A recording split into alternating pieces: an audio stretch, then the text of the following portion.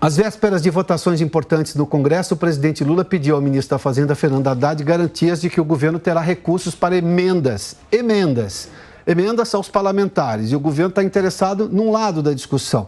Vamos conversar com a Luciana Verdolim, porque ela já nos trouxe esses detalhes um pouco antes aqui. Nos trouxe, antecipou a ideia, vai nos trazer detalhes agora. Bem-vinda, Luciana, uma vez mais.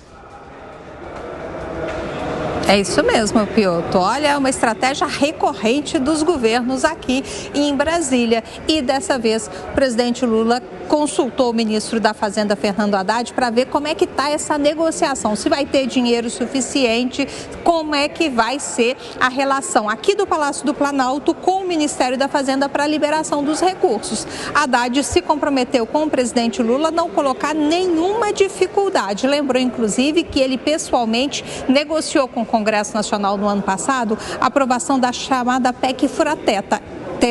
E, na oportunidade, ele se comprometeu com a liberação das emendas parlamentares, serão bastante poupudas, um valor bastante significativo agora em 2023. E o ministro faz questão de ressaltar que, por parte do Ministério da Fazenda, esse dinheiro aí está disponível, vai ser liberado aqui para o Palácio do Planalto para as negociações que serão feitas com os parlamentares, deputados e senadores, de olho na boa vontade para aprovação de projetos. A gente tem a declaração do ministro da Fazenda.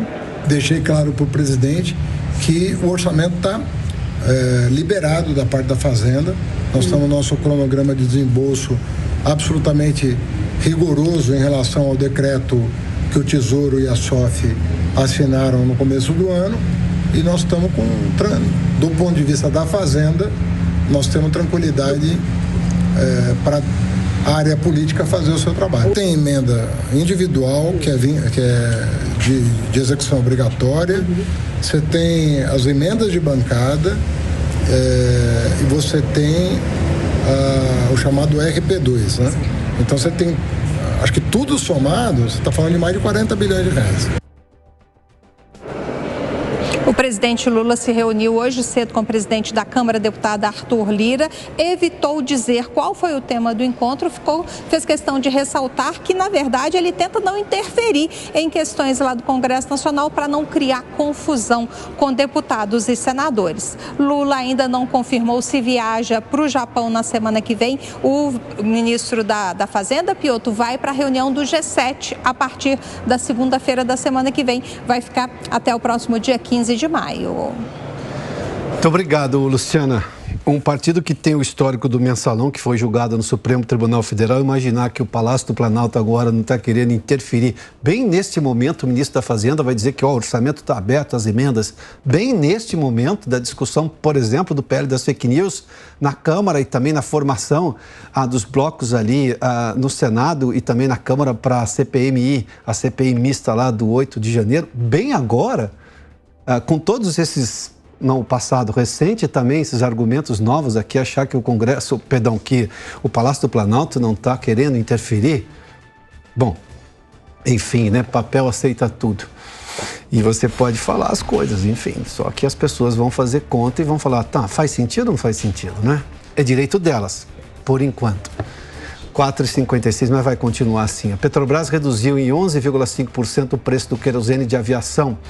O repórter Rodrigo Viga tem os detalhes, até porque tem trazido informações sobre esse assunto já nos últimos dias, né? Viga, bem-vindo. Boa tarde a você. Tudo bem, Piotr? Boa tarde para você, para o nosso ouvinte espectador internauta da Jovem Pan. Terceira queda consecutiva anunciada pela Estatal Brasileira de Petróleo e Gás. Corte de 11,5%, começando avaliando o querosene de aviação, que é o combustível utilizado pelos aviões de médio e grande porte aqui no país. É a terceira queda e acumula já desse ano de 2023, um corte da ordem de quase 26%. Aí fica sempre aquela expectativa, né, Piotr?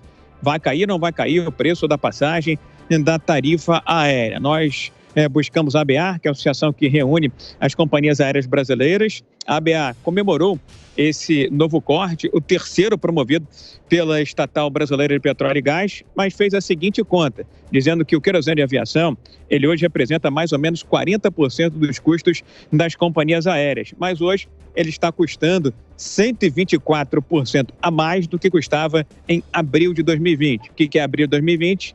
início da pandemia de Covid-19. Um sinal de que, muito provavelmente, isso não deve ter grandes reflexos nas tarifas e nas passagens aéreas demandadas e compradas por todos os brasileiros para voar aqui dentro e também para fora do país, viu, Piotr? Muito obrigado, Viga. Tá aí, portanto, as informações do Rodrigo Viga lá no Rio de Janeiro. Bom, já estamos nos encaminhando para o final, né, Serginho? Vamos lá. Só para fazer uma menção à questão do projeto das fake news, aí, o projeto de lei das fake news e toda a lógica constitucional que garante a liberdade de expressão e que no texto constitucional veda o anonimato, que é um recurso muito usado para se cometer crimes na internet, seja lá onde for.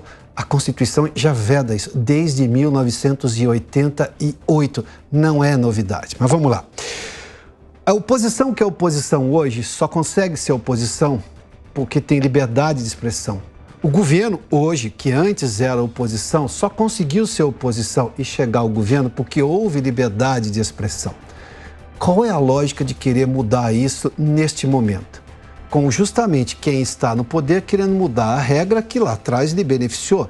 E não lhe beneficiou do ponto de vista apenas por uma questão de privilégio. Não, porque é um direito constitucional. O governo pode se manifestar, pode ter opiniões, assim como pode também a oposição. Como podemos você, eu e todos nós. O que eu digo, só digo porque tenho liberdade de expressão. Quem discorda de mim também precisa da liberdade de expressão. Por que tirá-la do convívio dos brasileiros, cujo texto está lá garantido na Constituição desde 1988?